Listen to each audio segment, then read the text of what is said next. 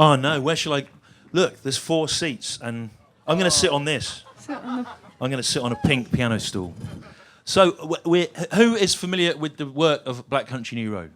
Right, okay. So what I'll do, I'll talk to Lewis and Tyler for about 15, 20 minutes, then we'll take some questions, because they'll be more interesting than anything I've got to say. Thanks. Where have you come from today? Dublin. Dublin. Well, Dublin Airport. County Leash. And how did you get on there in Dublin? What was it? You were doing a festival there? Electric Picnic. Yeah. It was great. Yes. What's the recognition level for your work like at a festival in Ireland then? Is it known there? Known enough. There were a nice group of people at the front. Plenty of people coming in just for shelter from the rain. But hey, there's some hardcore fans out there. They're good people. Did the people that came in merely to shelter leave as Black Country New Road fans? Yeah, they did. They made it very clear, actually, that they were only coming to shelter. And there was a good bit of space between the people who were there for the show and the people who were sheltering. Right. And then when the sun came out, they all left. This is a very exposed site, so no one here has come to shelter. Yeah. Thank you, guys. Okay. Apart from the tree people over there. We're watching you. Right, Hello. That's enough faff. Let's get on with it. Let's get on with a hard-hitting interview that asks all the questions everyone wanted to know. So you did 2 albums with your original lead singer, Isaac, and then you had to basically reinvent yourself from the ground up because you had a tour booked, and that must have been an amazing, exciting process. Sort of starting again in a way, but halfway through. So how did you adapt to that? We had no choice. We kind of went non-human mode. Just like, we have to play these gigs, we have to write music, and therefore the music that came out wasn't necessarily. It was definitely not music we would make had we had time. It's definitely music that I have a bizarre relationship with. Yeah, but we were kind of like machines for that period of time.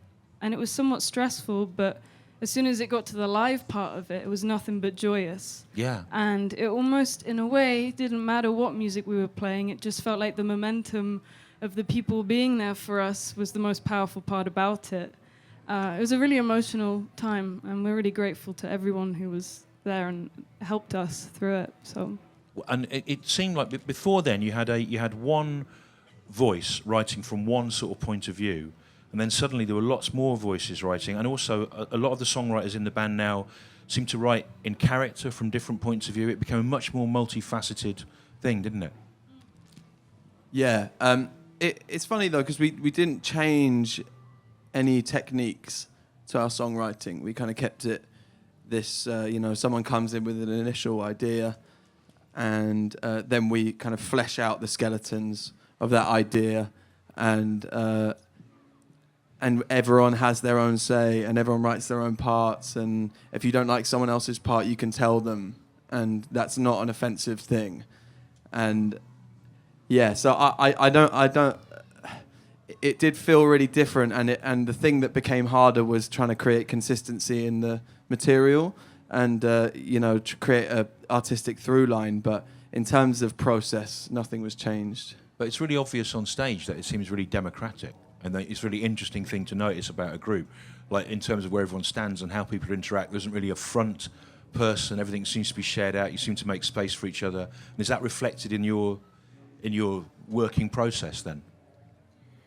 Yeah, and it's not always the best way of working. Oh, right. You prefer to be in charge, is My what God, you're I prefer to be in charge, obviously. That's why I put myself in the middle of the stage. Right. No, I mean, it is how we've always worked. Everybody has to give the thumbs up. Someone can give a veto, and it can be so painful, but it's the way we do it, and it's worked this far. Yeah, everybody has to be happy. Does that mean that you've lost stuff that you felt personally passionate about that wasn't considered to be right for the band? Yes. Yeah, completely. Definitely. Yeah.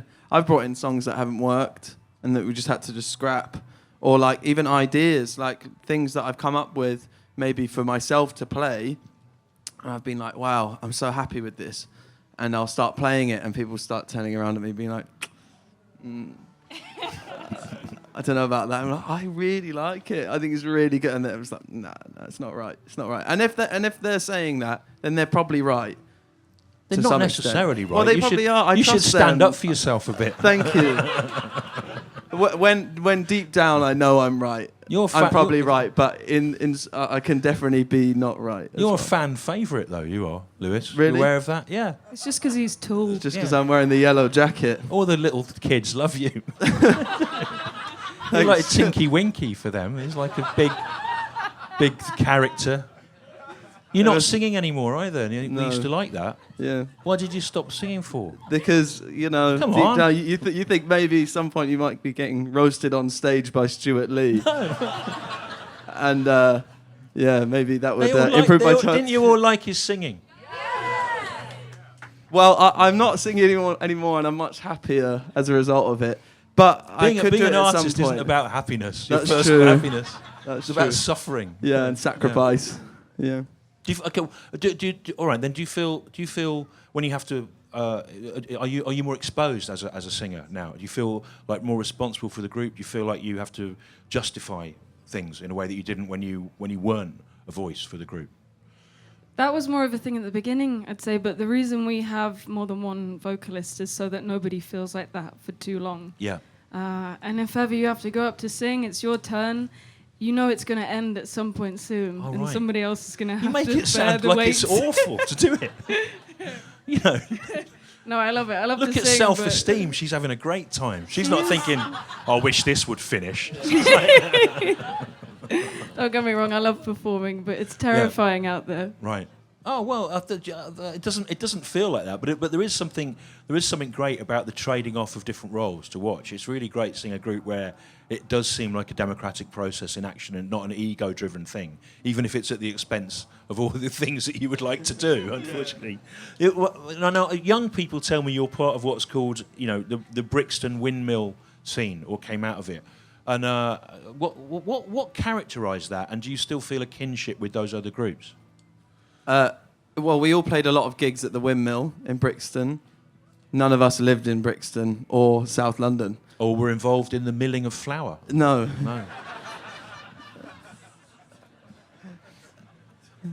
I'll let that one settle. Right.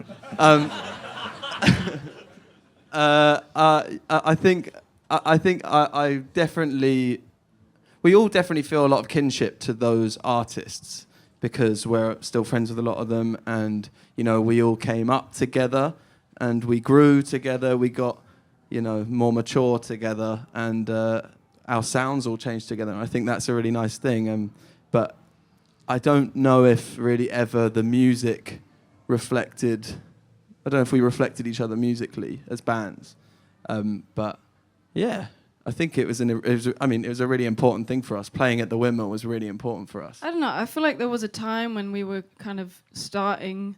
Black Midi were around, Shame were around, and like whether we liked it or not, there were sounds that cross-contaminated. We couldn't help it subconsciously. There was something going on, but then we split. That's how I see it. Sorry, I don't mean to put your point down, Liz. Right. After the second album, I find it really difficult to understand how you arrived at the sound you did, because it seems like a sort of chamber pop, almost progressive sort of music. A lot of things that I didn't imagine younger people would start to make music sounding like that. Some of it feels from a very different time where songs were more sort of symphonic and structured. I don't really understand what you'd have been listening to arrive at some of the compositions that you've done. I mean, who do you like as artists yourself? Randy Newman was the biggest inspiration for me, lyrically and Yeah. piano performance-wise. Van Dyke Parks is a shared love that kind of started even the Bush Hall venture. Right. And you can hear that in everything we do, I think. Joanna Newsom as well, and Fairport Convention too. Fairport Convention. Well, Yeah. That's another. Actually, that's the early Fairport Convention lineup had the feel that you have. They had a lot of changes as well. Yeah. And of a democracy in action, trading talents to the best of its advantage. They went on for far too long though, and then ended up using a transparent plastic violin on stage. Yeah. So Don't do that. Yeah. We have Yeah. talked about transparent instruments, If- so and- we're heading that way. As soon as a group have a transparent instrument, they're fucked. It's just there's no future in it. It's all over. But yeah, so singer-songwriter types really, kind of with a slightly baroque sort of pop feeling.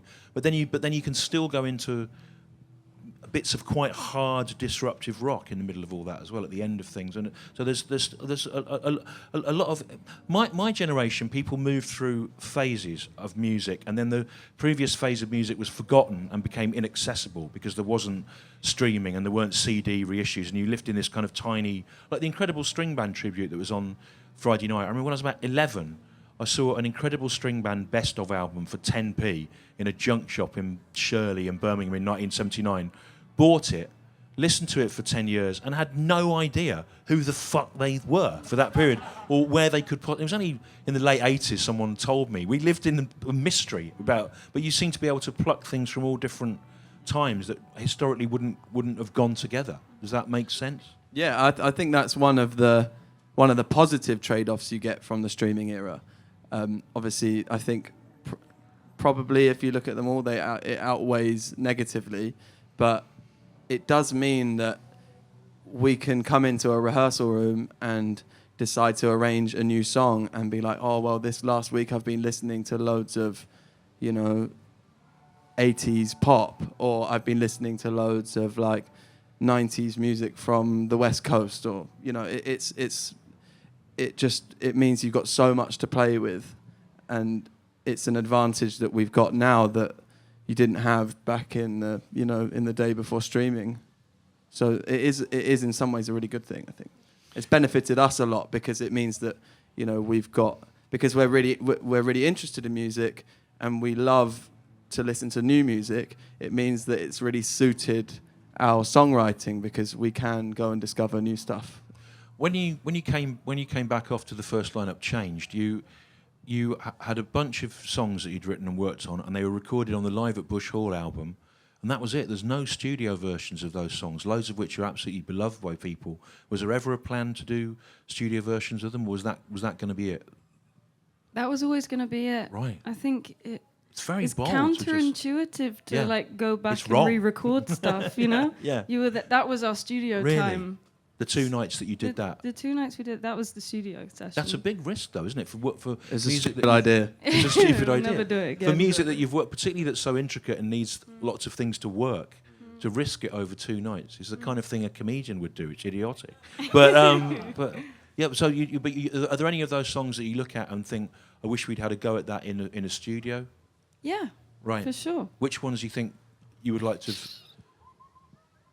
They're so supportive of each other. Well, What would you okay. do? I don't know. What do you think wasn't captured at its best then on that?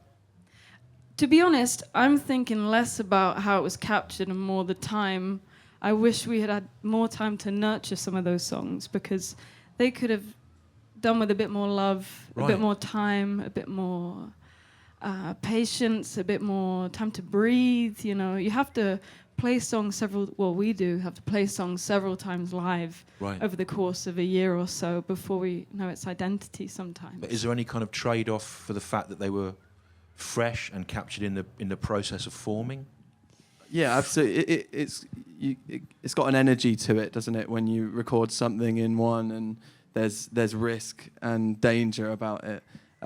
But yeah, it does It's make really things, an album that screams danger. It's a danger. It's a badass. That was not really very badass, is it? Yeah, I think the element of risk gives it an energy that you don't get from serious studio time, But it did make things really stressful and exposing. It's scary. And when it was done, when it was done, and you heard the tapes back, was that a feeling of what an achievement to assemble that body of work and get it done in that time? I think the feeling of achievement came when we were playing it live Right. for the first time.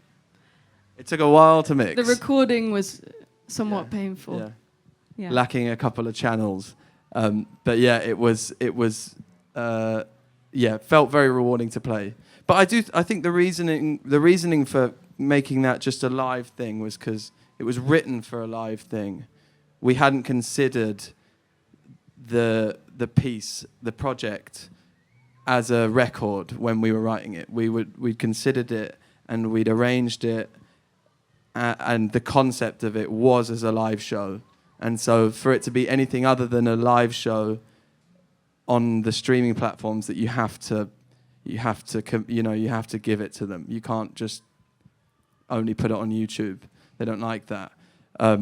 So yeah, Is that what you wanted to do? Just put it out? Yeah, as just a on film? YouTube. Yeah, but So you would have put those songs out just as a film with no like release as a musical package, and then walked away from them if you could have done. yeah, and not because not to any detriment of not because the quality of them didn't feel good enough, but it was more because it would feel wrong to the music and to the art if we were to then pretend that it was an album. And Okay, even if great. it felt like an album to some people, it didn't to us, and that's what we're doing it for. You can see that God doesn't yeah. agree with you. Yeah. He feels maybe Yeah. there should have been a studio. It's Daniel version. Eck up there. But so the difference is that the new album was conceived even in the writing process, it would be very differently to those songs that you worked out as a live prospect. So how does that alter their genesis? You feel comfortable performing them. It's a feeling of comfort because there's no point at any moment in time where you think, I have to have figured something out by now. Some of these songs existed for a few years, from the Bush Hall era. It just feels very natural. It feels like what it is to make art. Yeah. No. I think it's really impressive that you regarded the live versions as a very different thing to the studio proposal.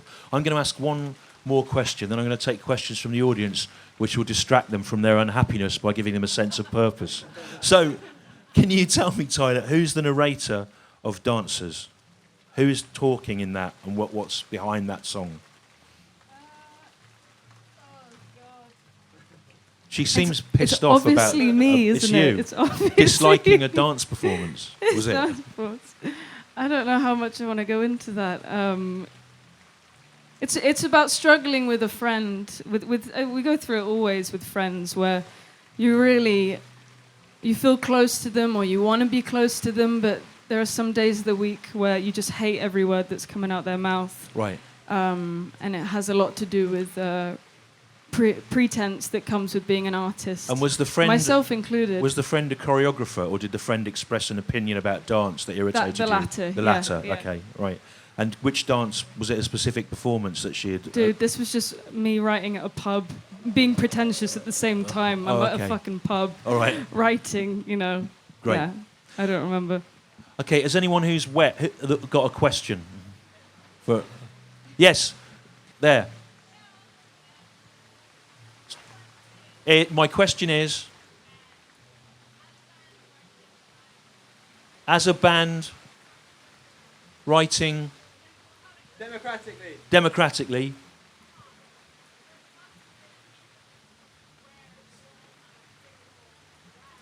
come on guys, there must be an instant where you all had a big old row. Yeah. That's what she said. Come on, guys. There must be an incident. There has never been an incident where we've had a big old row. I can't think of one. Can you think of one? No. There's definitely been times where I've felt pissed off. But a lot of tension builds. Is your question really, in a fight between the 6 members of Black Country New Road, who would win? Is that your question? May, yeah. Why? She's got that undownable energy. Yeah. You're the biggest, I know, yeah. and you've got a saxophone. Yeah. You could hit someone with that. Yeah. Yeah. I don't think they're going to betray whatever secret blood pact they've got to answer your question. No, I think there's definitely tensions can build up, but I think we do so much talking in a rehearsals that it means that it never gets too bad, because we always, we're trying to talk as much through every single feeling we have about. We talk too much, actually. Yeah, we do about like 10% playing and 90% talking in the rehearsal room, and it's costs a lot of money to do that. But it's You should record the conversations, put them out. You know, Yeah, yeah. monetize It would be the so time. boring. Wouldn't it? My God, you Would don't be. want to hear that. yeah. Yeah. So, okay. Or how were you received by an audience that had come along for that specific person? Oh, often not well. There was. I think the Birmingham show and the Paris show were amazing, and all the Nick Cave fans, at least that I could hear, were loving it. There was quite a lot of shows where there were people who looked really pissed off, and were just stood there trying to make it as clear as possible for us to see that they were here for Nick Cave, not for us. But you know, that's what happens. That's what happens. We signed up to that, you know. We just signed up to experience what it's like to play at the O2 Arena. And that's pretty awesome that we got to tick that off the list. Was it? What's the sound like on stage for you in a venue like that? Because it's quite precise what you do, isn't it? And like that, things tend to get a bit amorphous in those big barn-like spaces. Was it okay doing Got it? in-ears, we're fine. You got- do you- Yeah, do got you in-ears. And use- we've got the best sound Do crew you in the use world. Do you use in-ear monitors? You Yeah. don't seem like you seem so organic. It doesn't seem Really? like yeah. Oh, sorry, I hate to Right. pop No, it's that fine. organic Yeah, bubble. Yeah. No. Right. I do miss the wedge because that's real, you know, Yeah. sound coming back at you. It's very processed and perfect in your ears. Right. But we got to do it like that. There's too much What, going on. in those places. Or everywhere everywhere these days. now. Yeah. Right. Wow. Well, what's the difference then between playing live and it coming through the wedges monitors and listening to everyone equally balanced in an in-ear monitor? Can you improvise as freely if you've got in-ear monitors in? Is it? No. But the wedge is you can feel physical vibrations, and you can't with the in-ears. But there's just in the current setup with the current instrumental lineup, there's too much going on, and too much would get lost just relying on your sound coming out of that. So it would be like there's tunes when I just really need to hear a tiny bit more of the mandolin or something like that, and that would be quite a good one for wedges. That pokes out nicely. But if I wanted, if I wanted a certain thing to be poking out, it'd be quite hard to get the clarity from them, and because it feels quite high stakes musically, because there's a lot going on, but we want it to sound not too complicated. Do you ever find yourself nostalgic for the windmill stage now that you? Honestly, yeah. Really? The way we're describing it I'd right love to now sit makes back it and sound like groove. we're not having much fun. I know you have made it sound not much fun. I don't want to sing, there's and it's loads really of- tense, but You miss being in a tiny pub. yeah, I do. Look at how crestfallen and disappointed everyone is. Loads of young people came along here wanting to be pop stars. Now they're going to go and become Give up, bricklayers or kids. something. They've had enough of it. Anyone else? Yeah, gentleman there with the hat. Yeah.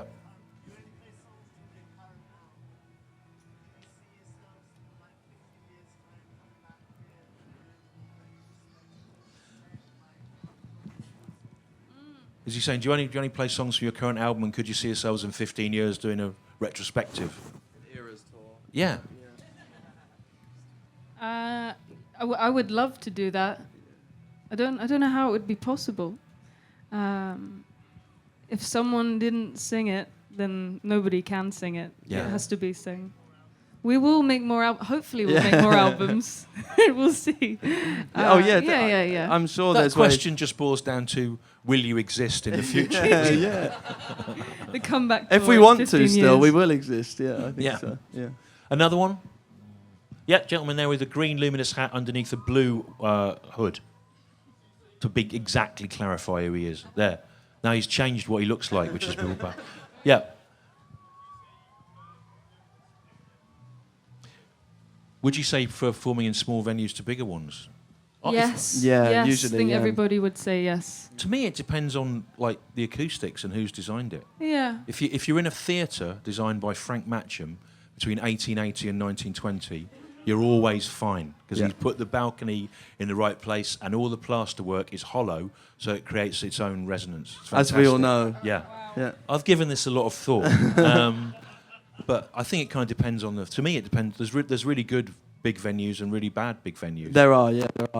They tend to be more often than not the bad ones are the big ones, but It is it's amazing to play to loads of people. That's an amazing feeling, and it's a really strange thing. But you do often find that the best ones you play, the best gigs you play, will be ones where you've played to a small crowd, whether that be earlier on in your career or if you have been lucky enough to be playing at big venues and then you go back to playing at a small venue for a gig. Like, it does tend to be better. But I mean, one of the best, the best gigs that we've played was at Green Man and that was a bit to loads of people, and that was an amazing gig as well. So it's kind of dependent, but I think usually small venue is better. One more, I think, for the lady here.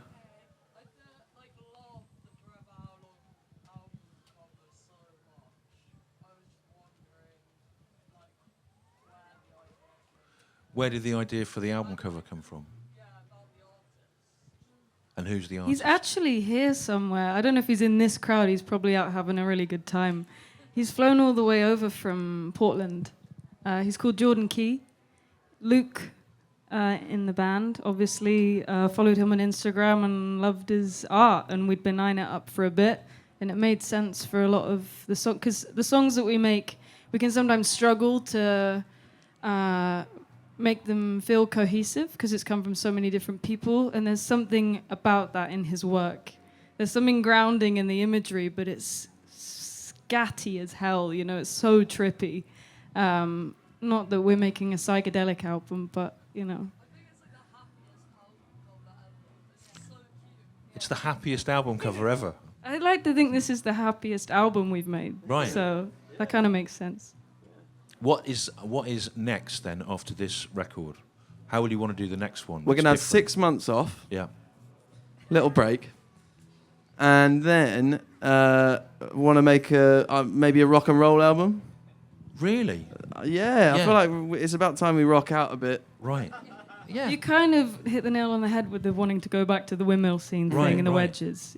Really, there's only so much time you can spend thinking about precision before you kind of lose concept of like what you feel and what you like and why you're doing it. You know what? I think that's really impressive because loads of people try to hone what is their sound, and I really love it when you can just take a U-turn and try something different and still have the core of what defines you. I think it's been you've had to do that over and over again as well, haven't you? But it feels natural regardless of why we've done it. Like your taste changes every year, right? You have a new obsession at least every year. So why would the music that you make remain the same? There's just no logic behind that. Because Neil Young got sued by his record label when he'd made a Kraftwerk style album for recording music that did not reflect his talent, which I thought was really good. So when you're signed up to the business has expectations of you, doesn't it? And so it's bold to move against them at a point where you're in a sense. Well, we're lucky we're on an indie label who trust us, and not everyone. Well, when you're not on an indie label, you don't have that freedom, and they don't have a say in what we make musically. If we make a shit album, then we've made a shit album, and they're not going to stop us from making a shit album. But we're also not good enough to make music that we can't make, Say they asked us to make another, whatever this album was. Yeah. We physically, mentally could not do that. Right. Couldn't put it together again. Yeah. You seem to have brought a punk rock aesthetic of doing what you like to this. And to twee avant folk pop. Well, I wasn't going to say that, but it's fine. We know but no, it. you have. It is really interesting, and that I really look forward to whatever the next one is. As I'm sure to all the people here who have braved the rain, and we'll go and see you tonight. Thank you so much for on coming. the Gardener stage. Lewis and Tyler from Black Country New Road. Thank you for coming, guys. Thank you. Thank you, Stewart. Cheers. Thank you, Stewart.